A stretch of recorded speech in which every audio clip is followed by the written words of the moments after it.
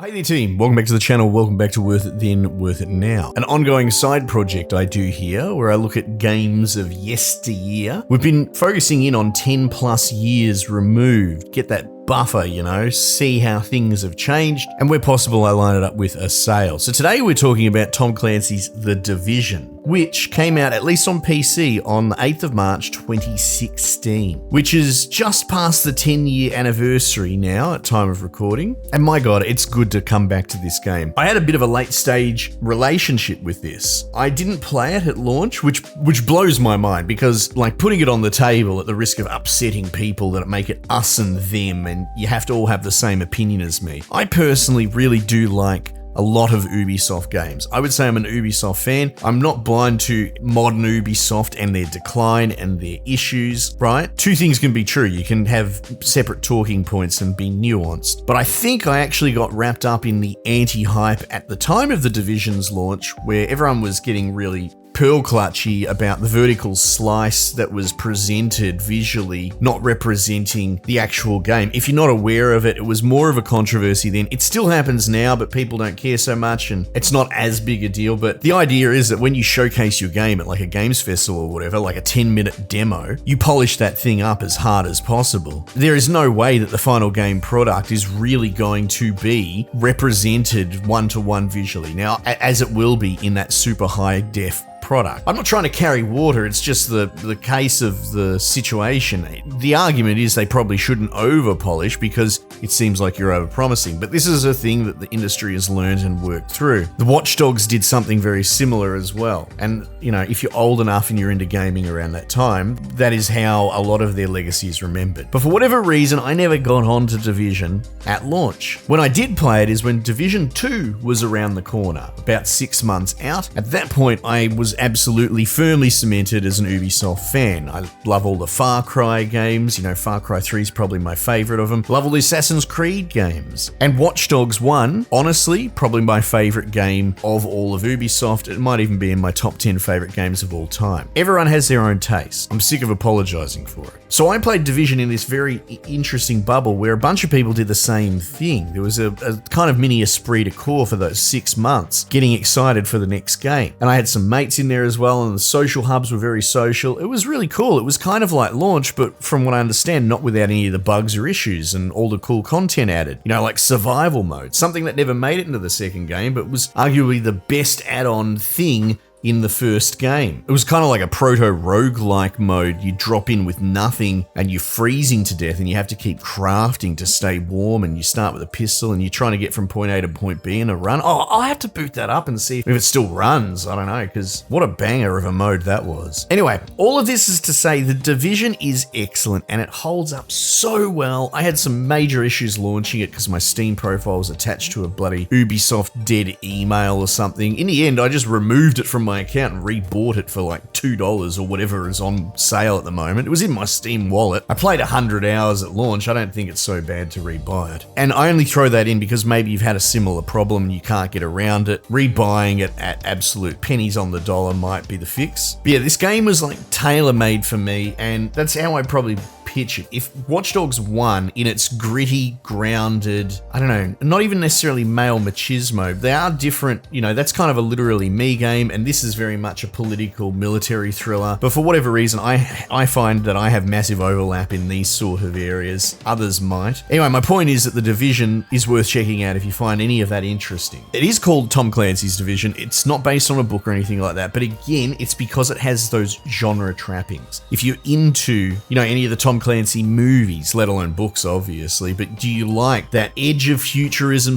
/ modern day boiling over conflict, usually a political mill thriller, something like that? That's exactly what's going on here. And it's all set in like Manhattan, in the snow, on the back of essentially a chemical terrorist attack on domestic soil, from American perspective. And it really, really nails it. Like, as much as I enjoyed Division 2, it didn't get what Division 1 got. And I don't think it's repeatable because consider, from the outside looking in, the view of New Yorkers in a lot of American media is very much like a sovereign state rallying together. Spider-Man 2, bloody Karen Peter through the train. And, every single time you see a positive spin on the New York culture and ethos, it is patriotism to the nth degree. There's a great place to set this and set this whole theme of taking our city back, that sort of thing. Mixed in with it being, this snow set block by block, and it's an absolute artistic powerhouse when it comes to, I would call it like clutter design. You can make city blocks and make them kind of boring. Even though I enjoy Watch Dogs, that could be one of the arguments of that, actually, is that it is a little bit drab, a little bit block by block. Watching this, and look, honestly, this could come out this year or in recent years with the way that it looks. I've got all the settings turned up through the ceiling, but just the way that the clutter is part of the design of going through the street, it is very much this cover-based action sort of MMO bullet sponge type game. Riding on the back of your Destinies, where they were experimenting with more MMO type concepts and trappings and bringing them across into a more console-friendly shooter space, right? So a lot of it is about moving from cover to cover, and it feels great to play. Very much, hold down spacebar while looking at the next cover and your doodle auto lock path to it. So it has this, it's not turn-based, but this idea of snap by snap to cover, and the levels are laid out and designed in that way. I'm tying it all together, I promise. So you will have this long city street going through the blocks of this pretty rigidly built and designed city, but under those design constraints, it's full of broken down buses or collapsed buildings or this, that, and the other. It has this clutter that looks great, but it's all very functional as far as the way that you interact with and move through the area. It's unbelievable. It's the core character, it's the core conceit, it's what makes The Division so good, and what makes The Division 2 quite cool. I think that's set in Washington, right? I'll have to go back and check that out as well. I loved it, I played tons of it, but I think just about anyone will agree, nothing really meets what Division 1 got. And, I brushed over it because I got distracted by the world design, but that's the most important thing to cover. But the story at the core is actually quite interesting. It is told in that piecemeal, go here, protect the medical supplies, rinse and repeat. There is an MMO level to it, but I kind of do appreciate that the story's there. You have to Dark Souls a little bit. It's not babies hand-holding through it, but there is some interesting intrigue and layers in there that keeps it all going. It's all set on the back of the Black Friday sales holiday, right? Not a big deal in Australia, but in America, it's like their biggest sales event. And the dollar bill virus is the inciting event. And they show through all cool little cutscenes and FMV tied together. It's all very edge cool, but I love it. That, someone has basically put this virus on individual bills, dollar bills, and mass circulated it through the population on the biggest holiday season of the time. It's actually kind of terrifying and, not to be soft, but it's a bit closer to home as we move forward into modern years. So that's how you've got this sort of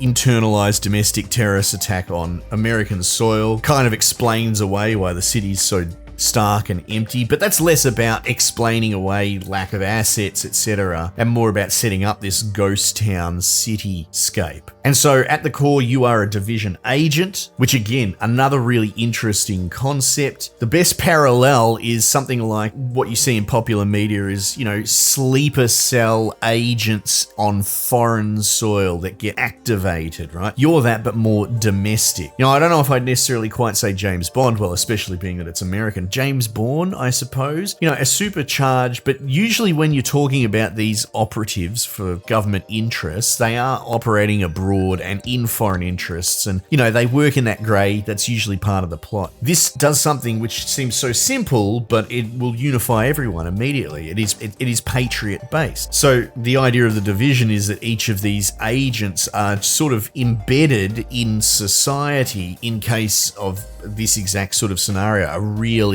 level 5 doom scale end of the world kind of thing. You're not supposed to be attached. You need to be able to get up and walk away when your little wristwatch James Bond technology gets activated, and there are other Division agents. You're part of the second wave of activation. I think it's like a month later into the event. What happened to the first wave? They all went into the city. They got wiped out or whatever. So there's all this really good intrigue. There's such an interesting bed of ideas. And like I said, setting you as this super ultra patriot Jason Bourne with domestic interests in arguably the most patriotically represented city in all of American media. It is very energizing and ties together magnificently with, like I said, I see the city as the main character, but then when you take that inciting incident and the character basis and you tie it all together, it has this Venn diagram overlap of absolutely smacking ass. And look, I know I haven't talked too much about the gameplay. The gameplay is cool. I like it a lot, but you know, at the time it got the same complaints as something like a Borderlands will, because it's trying to do a more RPG, MMO, you know, bullet sponging is a thing. But even just picking up now and getting a shotgun and switching to me pistol and rolling between cover and throwing grenades, like the flow state works for me as someone, you know, I'm not just a shooter guy. I like colony management, I like strategy, you know, so maybe you bounce off shooters or you're fair weather, right? Maybe you're not just a shooter guy. You may actually really enjoy this and its story and its setup, and this isn't to mention things like the survival mode, which is a really good DLC. In fact, all the DLC was really interesting. There was like an underground thing that was essentially like a random run-based mission generator, I think. God, it's been so long. There's set pieces and different gear, and I remember getting right into all the cosmetics. I had a stupid police uniform or fireman outfit. The Dark Zone, I mean, who can even forget that? It's probably miserable now. It'll be filled by only dudes that all they do is play Dark Zone all the time, but that was like a PvP-ish.